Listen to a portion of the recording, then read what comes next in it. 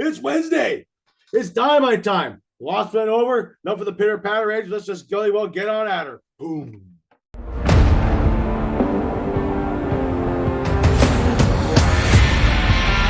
On today's show, MJF and Garcia go toe to toe, have a war of words, ending a little bit of violence. Right? Big time trios match happened on Dynamite with some new matches for All Out being announced after that. OKADA versus Kyle Fletcher opened the show. I tell you right now, it was a delight. But today we're going to start off first with Swerve and Hangman and how Hangman burnt down Swerve's house. The house that he just bought. His childhood home. Yeah, he did all that. He completely did all that. He completely burned down his home. Earlier in the night, in the earlier segment, there was a nice feature there where Swerve was outside of his supposed childhood home. He talked about how he used to play around here, climb up this tree, where he learned how to be fearless. And one day he would have enough money to buy the house back because they had to sell it. So he was able to buy it now that he has this new AEW contract, which is great to see. It's a very nice, lovely segment. And boy, did Hangman Page crap on that. Absolutely just took a giant dump right in front of him. So, the last segment of the show tonight was Swerve and Hangman contract signing. Swerve comes out. Swerve says a big ovation as always. They play Hangman music. Come on down. Nothing happens. Hangman then goes, he said, well, let's bring on Hangman again. Maybe he's just not there yet. So he comes out, once again, play around. Instead of him coming out, they shoot to a video footage of him. And he's at Swerve's house. And he starts talking about how he made a mistake. How he should have said where he used to live and all these things. He never should have showed him. Hangman goes around and starts talking about how, oh, when you were younger here, you used to play here. Your mom used to walk around this dirty floor here and make you dinner while your dad watched TV and knowing damn well your dad didn't love you. As he's doing all this, he's throwing gasoline on the house, inside the house. You don't really notice it at the beginning, but then you start seeing where he starts going, gets to a window, he starts waving the can upstairs like this. The can's just flying around. So he's dumping gasoline on this. He starts drinking gasoline, just trailing it all. It's meanwhile, he's still talking about how, oh, last week, what kind of person am I going to get? You know, how he's going to, what kind of person he's going to be when he faces Swerve in the cage. He goes, it doesn't matter about this contract side. This is going to happen no matter what. He starts thinking about remembering how you're outside my house, watching me take my pregnant wife down to take it for a second child. He starts saying, I'm going to take everything from you. I'm going to leave you in a mess, and I will show you no mercy or no forgiveness for the things for what I do to you. When you're asking me, and you're crying about everything, and upset. He sits down in a chair that's a fair distance away from the house with a drink, lights up a stick. That's how he's going to take everything from you. Again, he's going to take everything from you for everything you did to him, and you're going to know that it's over. And he lights the whole house on fire, and the house blows, sets ablaze. I'm telling you, this Hangman character, I was never a fan of Hangman before. I don't know what it is. I seem to have seen more like Psychos, but as far as wrestling characters go. But I like this Hangman Page. He's not going to win at all. Like, it's going to be Swerve. I mean, I'd be surprised if Hangman won this. But Hangman also did say, too, if I can't take the title off you, I'm going to do all this to you. So he's going to this is how he's going to ruin Swerve's life. All because Swerve entered his house a couple months ago. I like this Hangman Page. He's violent. He's scary. He's absolutely lost his marbles.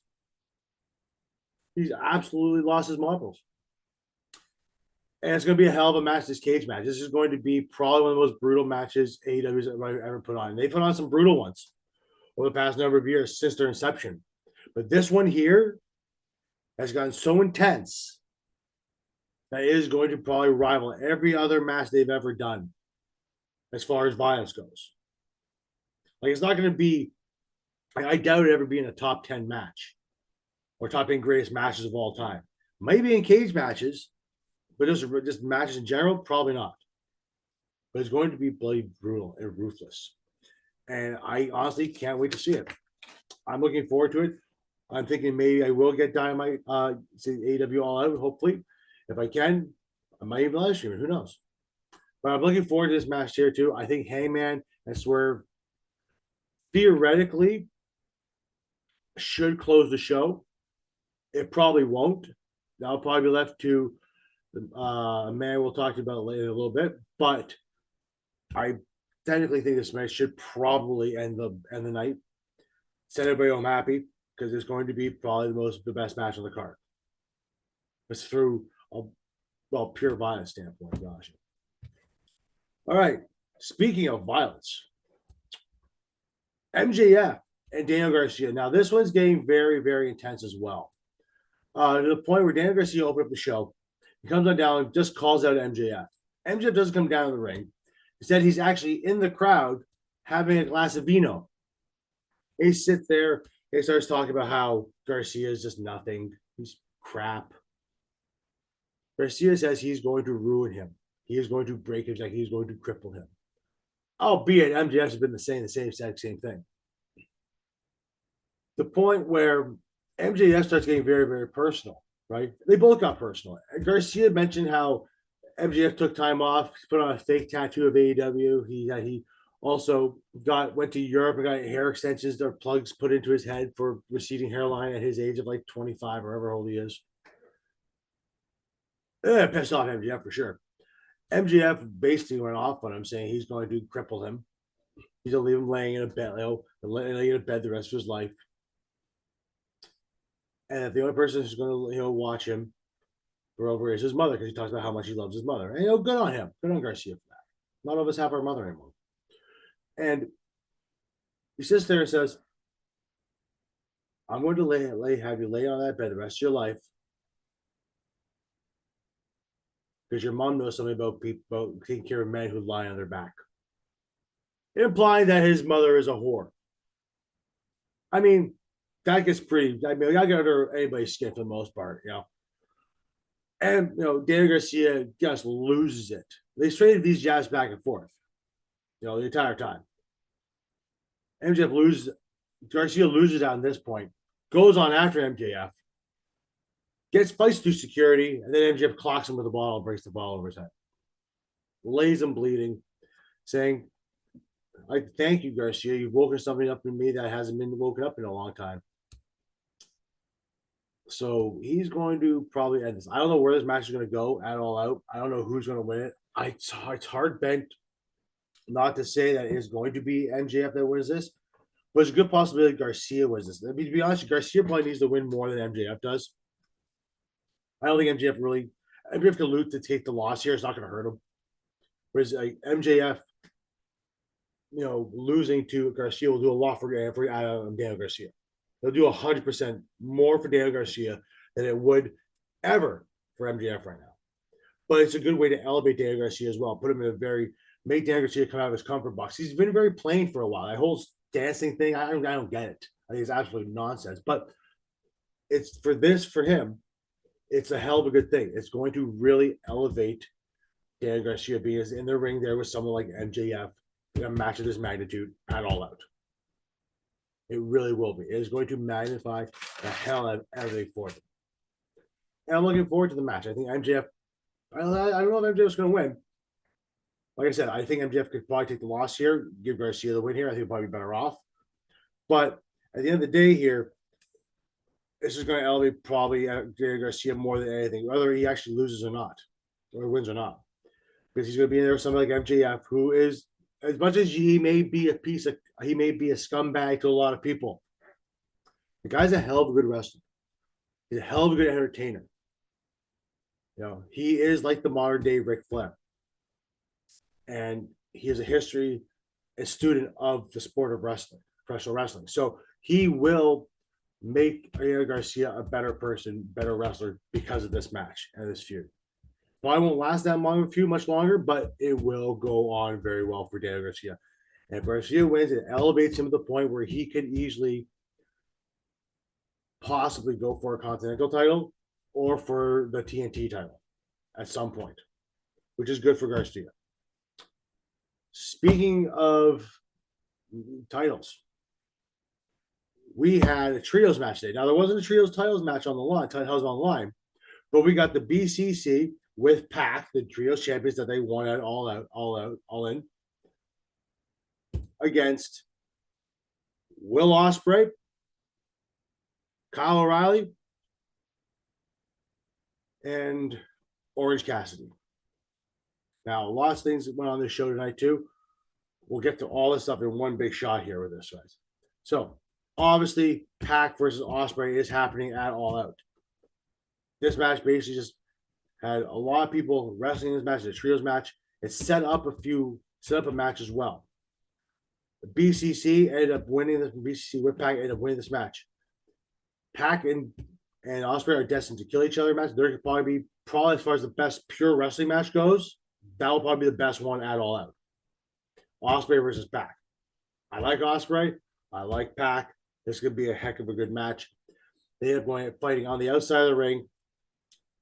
And at one point, at the end of the match, PAC ended up brainbustering Ospreay onto a bunch of the cargo boxes they have in the background there. Lane PAC out saying, I told you not to underestimate me. Back to the match, though. Back and forth match, though. A lot of fun between both guys, all three guys there. BCC ends up winning when the former Cesaro, or Claudio Castagnoli now, right, spinning around, and Wheeler kicked it, spinning around. Who was it again? Who was it? Kyle O'Reilly, spinning him around, gave him a kick to the head. 1, 2, 3. They get the pin. Daniel Bryan, who was down on commentary for the match, comes on downstairs, starts celebrating with BCC, gets attacked by Jack Perry. Now, Jack Perry in an earlier promo said that a couple years ago at All Out, Daniel Bryan showed up. Bryan Danielson showed up and couldn't even try to bother help. He was too worried about his own career. So while Jack Perry went away, he ended up going to Japan, selling his own t-shirts, doing all those things, bringing his way back to AEW. He ends up attacking Bryan Danielson. So do the Young Bucks, so does Okada. They end up attacking him. He gets to a big brawl here. Eventually, they get the upper hand on Jack Perry and the Elite, and they chase him off. Claudio Castagnoli gets on the microphone and says, I'm tired of this crap. I'm sick of it. I got a hankering for gold. We have the trios champions right now. I want a title in Mexico, a championship trophy in Mexico. I see you guys don't have a match. I don't have a match to do anything to do at All Out. Some of us knew the Young Bucks. And they announced at the show, Wheeler Yuta and Claudio Castagnoli, the BCC versus the Young Bucks for the tag team titles at All Out. Going to be a good match. Kind of different to see who's going to win that one. I don't see BCC winning the tag titles here just because they already have the trios titles. I just don't see it. But it's going to be a hell of a good match for sure, especially with Claudio and Wheeler Yuta. Wheeler Yuta's come a long way over the way. And the Bucks are the Bucks. So we're going to have a good match. Bryan Danielson basically says to Jack Perry, I'm going to kick your head in. Actually, he's going to effing kick your head in. So, a lot more things to set up here. Now, I mentioned Orange Cassidy was in this match. Orange Cassidy has a match with Brian, what's his name? Well, part of the Larry Tree. And says that if he could beat him, he'll pay back Chris Jericho's $7,000. That Chris Jericho still seems to be claiming about 4 years ago when Orange Cassidy poured orange juice all over Chris Jericho. What was funny about this is that when Dave Packard was doing the interview, Chris Jericho was demanding this happened. Orange Cassidy walks into them and said, I'm going to pay you. If you can beat me, if I beat me, I will pay Chris Jericho $7,000 in cash. The look on Jericho's face, the fact that Orange Cassidy didn't even acknowledge him, was like somebody literally took a dump in his cereal and just walked away. So, I mean, hey, that's a match for Collision. I'm surprised, I'm sure we're gonna go around this again with Orange Cassidy versus Chris Jericho again. It might even happen on All Out as a last minute match. Uh, but yeah, it's Jericho and Orange Cassidy. They've done it before. They're gonna do it again. The last time they did it was about 4 years ago. So why not do it again? There's no reason why not to do it. Uh, I mentioned Okada came out. I mentioned the Elite, Okada. Okada had the opening match tonight versus Kyle Fletcher on the opening Dynamite. And you know what? It shows how good of a company. Say what you will about AEW Dynamite. Yes, WWE is a much bigger company. Yes, they are right now the number one company on the planet, bar none. I mean, those questions a few years ago, but bar none at this point now, they are the number one company on the planet. But as far as pure wrestling goes, Okada versus Fletcher, I highly suggest you would take a look at it, watch it. Excellent match, really showcased Fletcher. Fletcher lost, obviously, to Okada, but they didn't mention too at all out there will be a 4-way match for the Continental title. Whoever wins that match, all 4 guys will be 4 ways. Will be Okada and 3 other men in a 4-way match for that Continental title at all out.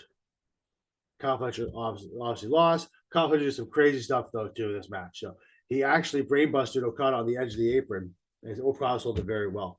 Eventually, Okada does end up winning with the Rainmaker after a few times. He's tried to get a few times on it. Kyle Fletcher just completely, absolutely just blocked it the entire time. Until Okada had to kind of do some nefarious things to get the win. He had to cheat. He pushed Kyle Fletcher into the referee. Referee got hurt a little bit. Ends up kicking Fletcher in the nuts, and then hits the Rainmaker with the 1, 2, 3. There goes the win there. All in all, though, it was a hell of a good match. Like I said, a really good match. Straight to watch it. It really is pure wrestling at its best. We had an Nyla Rose sighting today, though. Nyla Rose, who I think is very, very much underutilized on this show. She wasn't a number of years ago. She was very much a feature. She was the second person to ever hold that women's AEW Women's Championship. And I really think they should do more with her. I mentioned it before on this show. I think they really should. I think it's imperative they do it because she has the skill to be that monster in the women's division that can go through anybody at any time. But they had her facing Mariah May tonight. She obviously lost to Mariah May. Mariah May beat her with the Storm Zero. Mariah May looks very, very concerned when she was facing Nyla Rose because Nyla Rose, like I said, is the native beast. It was a good match, right? It was a really good match. I still like Mariah May as the champion. Obviously, she is a felt heel on this. People are very upset with the way I have with Toni Storm. They mentioned Toni Storm that she went back to Australia for a little bit to, shed some tears and because she lost the title. It's probably just a work. She probably just taking some time off, which rightfully deserved. She deserves a ton of time off for what she's done in AEW over the past number of years. So good for her. Mariah May won that match. Wasn't much else to it. Mercedes Moné. She had a segment, and I'm telling you, Mercedes Moné. I've said this before. I just don't get the CEO thing. It just doesn't click. Nobody seems to even like it. It's not even like a thing where people are just booing her because she's a heel. They just don't like it. It's not what it should be. Like she's not that conniving boss. She's not that thing. Yeah, she has muscle with her with Camille, but she's not as terrorizing or whatever she wants to be. Right? It's not working. Her character, Sasha Banks, when she was in WWE, was a much better for her, especially her NXT work. It was much better. Hopefully, she could still pull us out. But she ended up having a segment with her where because they announced that at All Out, she'll be facing Hikaru Shida, who Shida's going to possibly win the TBS title and become the first woman in AEW to win and hold both women's titles, which has never been done. So Mercedes, makes a comment, says she's coming to, she's gonna beat Shida, she's gonna win. Shida pops up on the screen and says a bunch of things like, I'm gonna beat you, there's no way you're gonna beat me, you can't beat me, you cannot beat the ace. So, which brings out the Tony Khan's voice box, Christopher Daniels, and he says, due to the fact that Camille is just kind of one of those people that's going to cause problems, he is banning Camille from ringside at All Out versus OKADA versus Mercedes Moné and Hikaru Shida. And Shida says, sayonara, and bitch. Beep. Beep. Says it. Mercedes isn't happy about this because Camille's not going to be there to help her out. And unfortunately, unfortunately doesn't. She is not going to win the match. I don't see. I said before, I think it's me, Camille, that takes that title off her. I mean, I could be wrong, which is totally fine if I'm wrong or not. But I think Camille's the one that takes the title off her in a few months' time. And I don't think she's going to. I think it's going to be a hell of a good match. Shida knows what she's doing in that match. So does Moné. Like when Moné just wrestles and does her thing, she is very good. Her pro skills right now stink. That aside, it's will probably be a very good match at All Out. And it'd be good to see what happens. Go see what happens on that. But we get to, let me save it actually for last section. So I'm going to save this one for last. Jamie Hayter versus a jobber. Jamie Hayter comes out. They mentioned a lot about Jamie Hayter, what she went through a little bit over the time that she was gone, how everything might be taken away from her. Quick matches, jobber match. Jamie Hayter wins. They really hyped up the fact that Jamie Hayter is probably going to face Saraya at some point down the line. That's fine. I like Jamie Hayter's look before though. I'm not a big fan of this kind of like look she has now. It's very hippie-ish.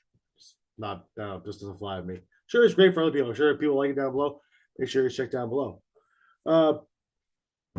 Let's do the best segment tonight. Before we do though, like I'm one of my favorite segments tonight. But make sure you like, share, subscribe down below there, everybody. Small click for you, big click for everybody else, for us too. We thank you very much for all the support that you guys do. It's just right down below there. Just click it. We're good. We're happy. Have a good time. Anyway, let's get to Jon Moxley night. Woo! Jon Moxley comes out with Marina Shafir. They still haven't mentioned if he's actually part of the BCC or not. So we're kind of just leaving it be. They asked Daniel Bryan a little bit about it, and he didn't really mention too much about it during his time during the trios match. So John right now is probably just doing his own thing. He's still probably part of the BCC, but they're not making mention of it. But he came out with Marina Shafir, who hasn't said a word yet. She just beat up some people today. John Moxley comes in and says how he talks about Darby Allin and asks if Darby Allin's in the building. Darby's obviously not in the building. So John says he met this kid a long time ago. A very young, snot-nosed kid. And he just beat the brakes off him for 20 minutes in that match. But at the end of the match, he saw what kind of individual he saw he had the passion. Starts talking about how people think they're entitled to things. And it's a privilege to do what they do here. It's a privilege to be wrestlers. The privilege to have a title. You know, it's a privilege. It's not a right. They think they're entitled. He's more or less referring to, I think, to how Darby Allin got his title shot against Jack Perry. How way he demanded it. I think that's what he's trying to get at. I'm not too sure. More has to come out about this now. But John says he just wants to have a talk with Darby. What that means, I don't know. I'm assuming he says talk, he's going to beat the hell out of him. That's kind of my guess. But I want to have a talk with him, see where things are going. It's great to have John back again. I'm telling you, like I said last week, it's great to have Jon Moxley back. I've missed John. Big fans of John here on DA Wrestling. But I wanted to see what goes on. Jon Moxley versus Darby Allin. I'm looking forward to that if that does happen. It's not happening this weekend. Obviously not. They have not mentioned a thing. They might do a segment, I'm assuming. But I don't think anything's going to occur this weekend at All Out. So it's going to be a fun time, though. But All Out is this weekend. You know, we do have obviously the AEW title match. Bryan Danielson versus Jack Perry. We do have Mercedes Moné versus Hikaru Shida for the TBS Championship. We are having obviously Swerve versus Hangman in that steel cage. We are also having now the tag team title matches of the Young Bucks versus the BCC. So right now, this card is looking pretty good. You're going to have that 4-way for the Continental title match. We're going to have Ospreay versus Pac for the international title. Right now, this card is looking pretty good. All in was a really good card. All that looks to be almost like a better card. Okay, so it's going to look really interesting what they're going to do. I think they are in Chicago for it. So it's interesting to see what goes on here. That guys, that was AEW Dynamite. Other wrestling news that happened on the show on the week of today. Ozzy Jones, who made his, well, I guess Raw debut a few weeks ago, has apparently now been let go by WWE due to some, from what I understand, a domestic violence case against him.